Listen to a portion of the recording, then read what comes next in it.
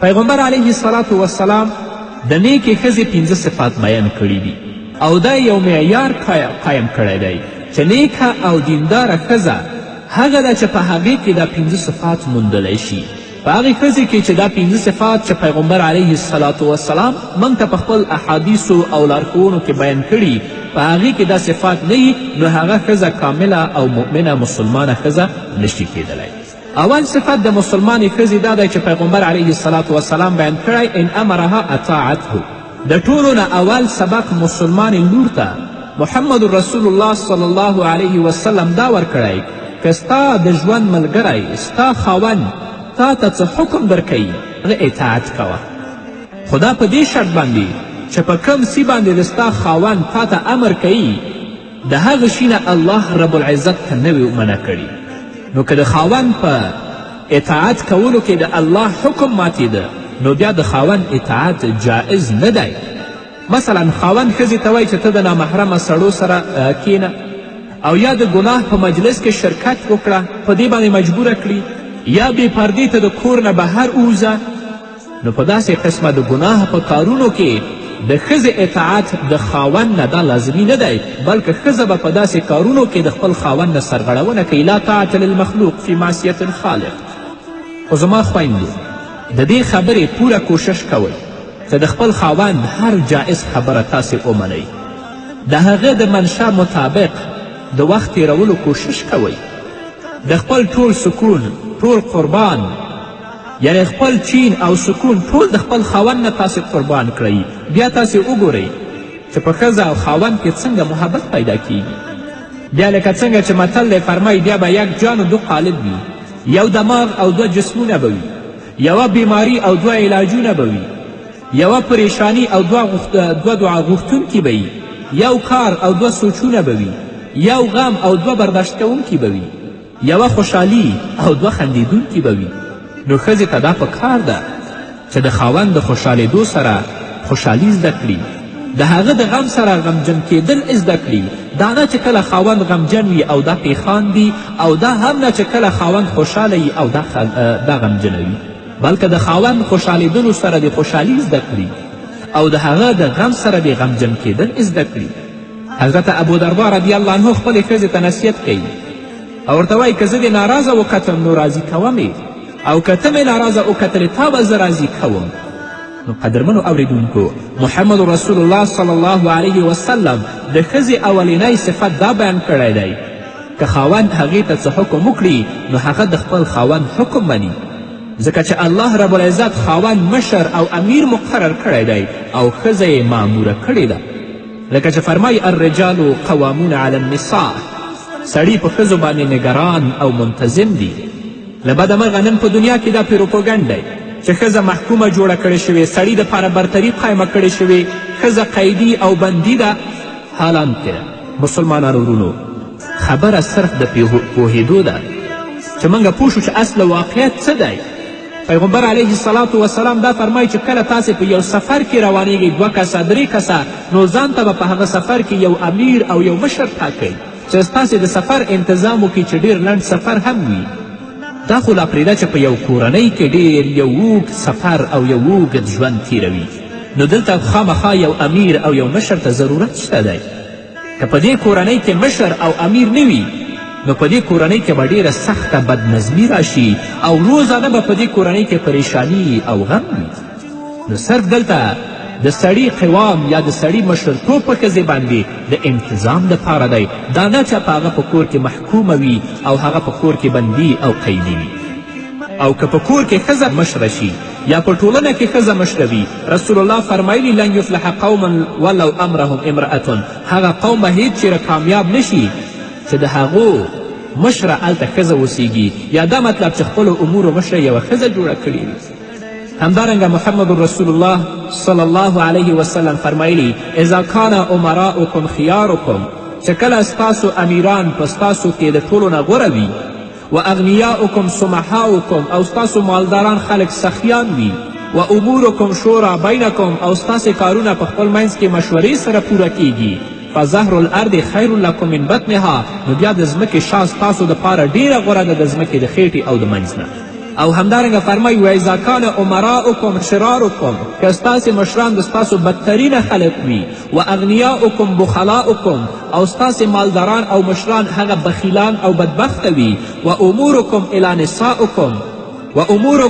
نسائکم او د ستاسې امور یعنی څه مطلب د ستاسې کارونه ټول ښځو ته سپارل شوي نو فبطن الارض خیر لکم من ظهرها بیا د ځمکې خیټه ستاسې دپاره د ځمکې سر نه ډېره غوره ده چې تاسې په ځمکه کې هغه ډېر غوره دی ستاسې دپاره. نو قدرمنو اوریدونکو تاسې د دې رسول الله د ویناو نه اندازه ولګوئ. هر کله چې یوه ښځه د یو وړوکي کور مشره نشي جوړېدلی نو د پوره ملک مشر یا د پوره جامعې او د ټولنې مشره به څنګه جوړه شي. پیغمبر علیه الصلاة والسلام په بل حدیث کې د خپل فرمایي چې حضرت عایشه رضی الله عنها د رسول الله نه روایت کوي. پیغمبر علیه السلام فرمایي که ما یو انسان ته حکم ورکولی چې هغه بل انسان ته سجده وکړي نو ما به ښځې ته حکم ورکړی وی چې هغه خپل خاوند ته سجده وکړي. لو امرت احدا ان یسجد لاحد لامرت المرأة ان تسجد لزوجها. په ښځې باندې داسې اطاعت ضروري دی چې د دې خاوند د دې قابل دی چې حتی ښځه هغه ته سجده وکړي، خو چونکه سجده غیر د الله رب العزت نه بل د چا دپاره جایز نه ده نو د دې وجې نه داسې حکم رسول الله نه دی ورکړی. همدارنګه رسول الله صلی الله علیه وسلم په بل حدیث کې فرمایي لو ان رجلا امر امرته ان تنقل حجرا من جبل احمر الى جبل اسود ومن جبل اسود الى جبل احمر لکان حق لها ان تفعل. که یو سړي خپلې ښځې ته دا حکم ورکړی وی چې هغه دې د سور غره نه کاڼی ویسي تور غره ته او د تور غره نه دې راوړي سره غره ته نو ښځې ته دا لازمه ده چې دا کار باید وکړي. دا رسول الله د مثال په طور باندې ارشاد فرمایلی دی بالفرض ویلي خاوند خو هیڅکله دا کار په خپلې ښځې باندې نه کوي دا مشقت والا کار، خو صرف رسول الله صلی الله علیه وسلم دا فرمایلی چې د ښځې اطاعت د خاوند نه دا ډیر لازم دی چې باید تل لپاره د خپل خاوند اطاعت وکړي. اوس هغه ښځه چې د خپل د خاوند اطاعت کوي الله دې ته څه اجر ورکوي که نه؟ هر کله چې د ښځې په ذمه شریعت داسې اطاعت ایښودی نو په دې باندې الله رب العزت هغه ته اجر و ثواب هم ډیر ورکوي. حضرت ام سلیم رضی الله عنها نه روایت دی چې نبی کریم صلی الله علیه وسلم وفرمیل کومې ښځې وفات چې په داسې حالت کې وشي چې د هغه نه د هغه خاوند راضي وي نو هغې ته جنت واجب دی، هغه به جنت ته ځي. یعنې ښځه وفات شي او د هغې نه د هغه خاوند راضي وي هغه ښځه به الله جنت ته بیوي، او کومه ښځه چې وفات شي په داسې حالت کې چې د هغې نه د هغه خاوند ناراضه وي نو هغه ښځه به جهنم ته ځي.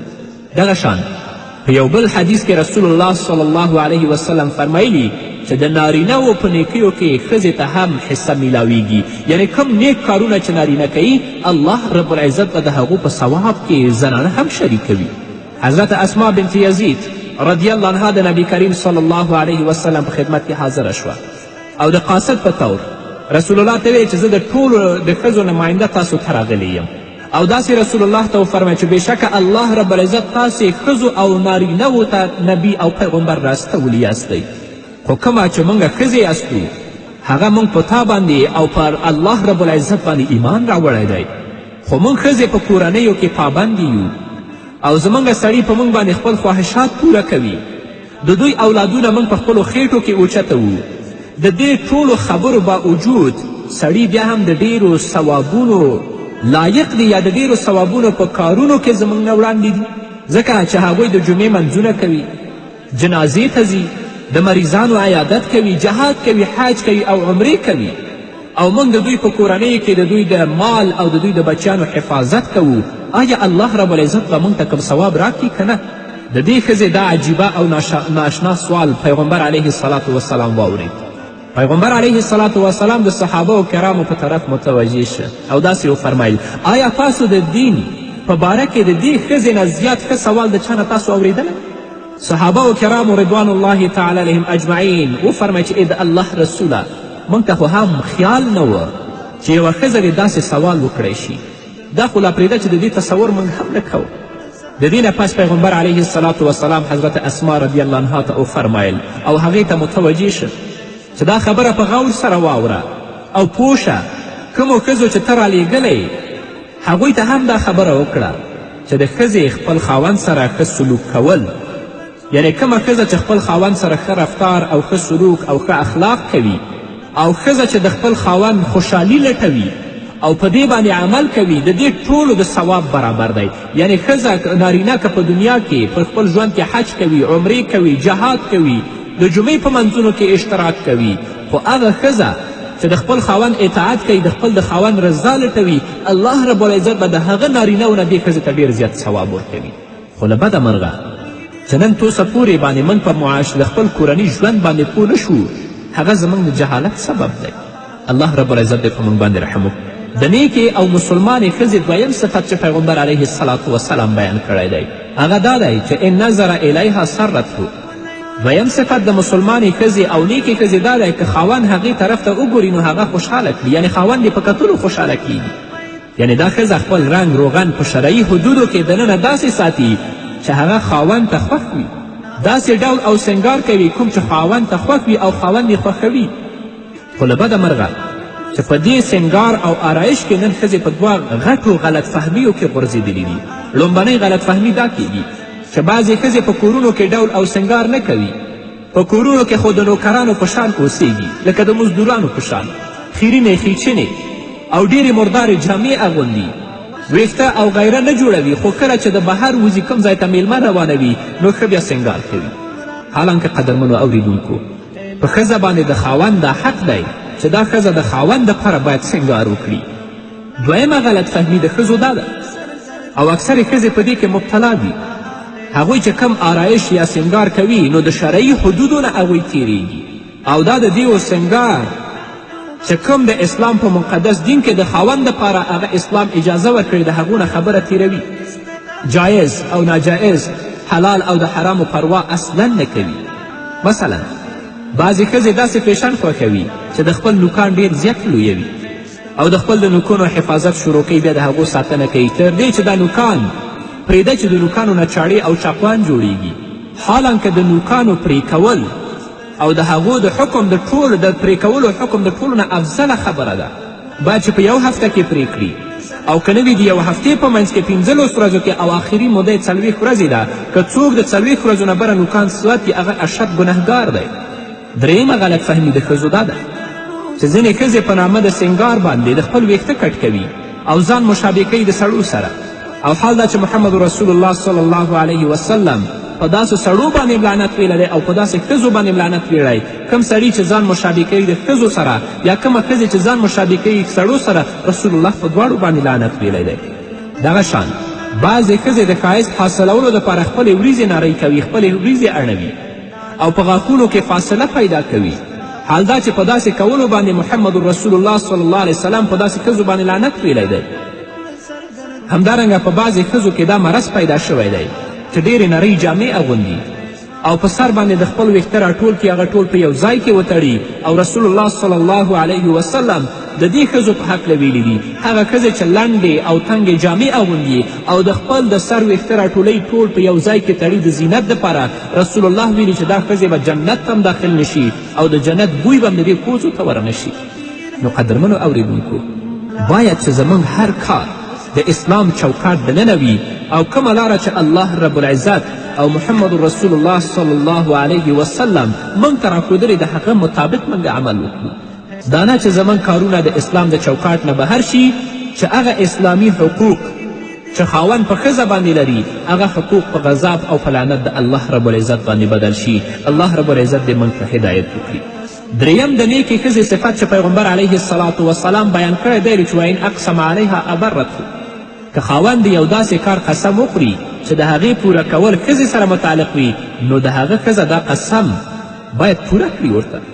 خاوند قسم خوري په یو کار باندې چې زه به دا کار کوم او هغه کار مربوط دی تر ښځې پورې، نو ښځې مسلمانې ښځې دپاره دا مناسب دی چې د خپل خاوند په خپل قسم کې باید بری وګرځي، هغه خانس نه کړي.